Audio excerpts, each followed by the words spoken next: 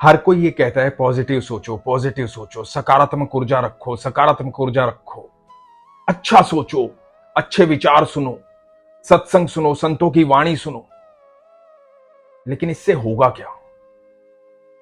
कभी सोचा इससे होगा क्या? ये प्रसंग सुना रहा हूं, बड़े ध्यान से सुनिएगा, समझ में आएगा कि इससे होगा क्या।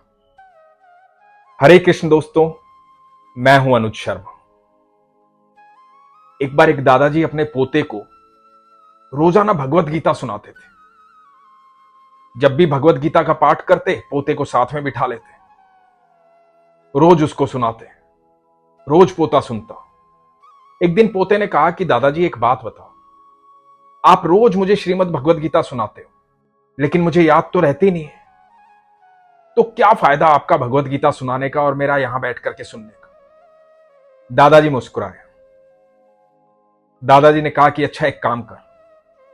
वो छलनी उठा, वहां एक छलनी रखी थी जिससे वो कोयले भरते थे। कोयले की छलनी थी, बहुत गंदी हो गई थी। तो दादाजी ने कहा कि छलनी उठा और नीचे नदी बह रही है ना, वहां से इसमें पानी भर कर ला। पोता गया, छलनी उठा करके पानी भर के लाया। जब तक कमरे तक पहुंचा, पानी खाली हो चुका था। अब छलनी में पानी कैसे रुकता? काफी छेद थे उसमें। तो दादाजी को बोला कि पानी तो नहीं रुका इसमें। तो दादाजी ने कहा कि बेटा दोबारा भर कर ला।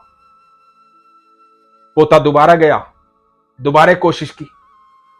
थोड़ा बहुत जो पानी आता वो आते आते खत्म हो जाता। बोला कि दादाजी पानी तो अब भी नहीं बचा, क्योंकि छेद है इसमें। तो दादाजी ने कहा कि बेटा एक कोशिश और कर ले, हो सकता है इस बार भर लाए तू। वो छलनी लेकर के फिर गया, फिर पानी भरा और तेजी से भाग करके आया। फिर पहुंचते पहुंचते पानी खत्म हो गया। तो दादाजी ने कहा कि क्या दिखाई दे रहा है तुझे? बोला कुछ नहीं दादाजी, पानी तो इसमें बचा ही नहीं, छलनी है, बार बार भरकर लाता हूं, पानी खत्म हो जाता है।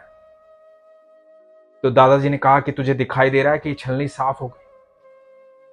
बोले हाँ दादाजी, ये तो दिखाई दे रहा है कि छलनी साफ हो गई, ये गंदी थी लेकिन अब बिल्कुल साफ हो गई।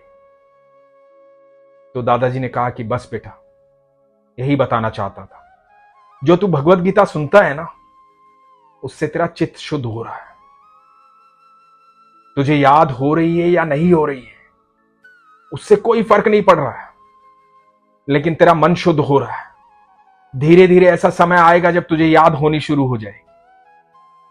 तो ईश्वर का मार्ग ऐसा ही है, जब आप सकारात्मक ऊर्जा के आसपास रहते हैं, ऐसे लोगों के बीच में बैठते हैं जो आपको पॉजिटिव एनर्जी देते हैं, पॉजिटिव बातें करते हैं, हमेशा खुशनुमा बातें करते हैं, हमेशा अच्छी बातें करते हैं, आप भले ही उसे ग्रहण कर पाते हैं या नहीं कर पाते, लेकिन आपका चित्त शुद्ध हो रहा है, आपके मन में एक स्थान बनता जा रहा है।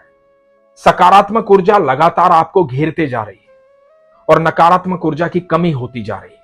जितना ज्यादा आप सकारात्मक ऊर्जा के आसपास रहेंगे, जितना आप पॉजिटिव बातें सुनेंगे, जितना संतों की वाणी सुनेंगे, जितना धार्मिक बातें सुनेंगे, अच्छे विचार सुनेंगे, उतना आपके मन में सकारात्मक ऊर्जा बढ़ती जाएगी और लगातार सकारात्मक ऊर्जा का प्रभाव आपके जीवन को बदल देगा।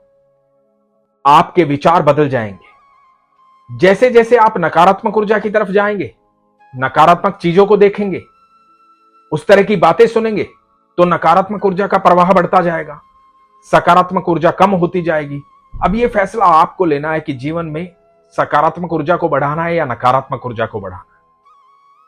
सकारात्मक ऊर्जा आपके विचार बदल देगी, आपका जीवन बदल देगी। आप चाहे कितने भी दुखी हो, कितने भी परेशान हो, किसी भी स्थिति से गुजर रहे हो, आप संतों की वाणी सुनिए, आप श्रीमद् भगवत गीता का पाठ पढ़िए, आप अच्छे विचार सुनिए, आप अपने जीवन में बदलाव देखेंगे, क्योंकि आपकी सोच बदल जाएगी। और जैसे ही आपकी सोच बदलेगी, आपका कर्म बदल जाएगा, और जैसे ही आपका कर्म बदलेगा, आपका जीवन बदल जाएगा। तो जीवन को बदलना चाहते हैं तो हमेशा उन लोगों के बीच में बैठे जहां विचार सकारात्मक है, जहां दुख की बात नहीं होती, सिर्फ सुख की बात होती है, जहां परेशानी की बात नहीं होती, सिर्फ खुशियों की बात होती है। तो हमेशा ऐसे विचार सुने जो आपके मन को सुकून दे, सकारात्मक ऊर्जा दें।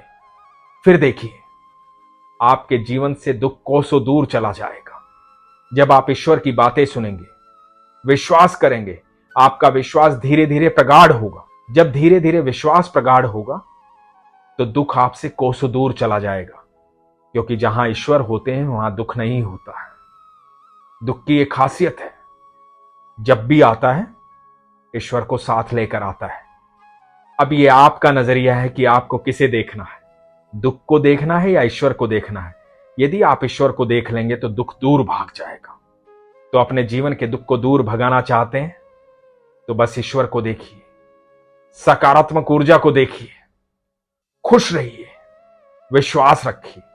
इसलिए हमेशा कहता हूं, अपने विश्वास को मजबूत रखिए, अपना ख्याल रखिए। हरे कृष्ण।